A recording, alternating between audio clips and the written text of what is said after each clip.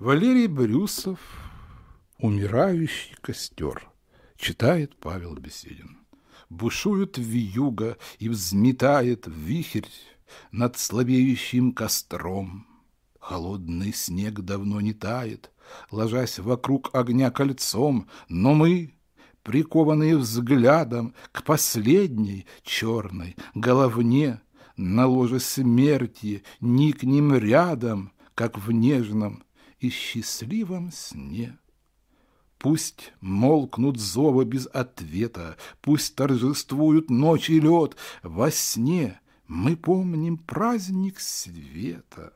Да искр безумный хоровод, ликует вьюга, давит тупо.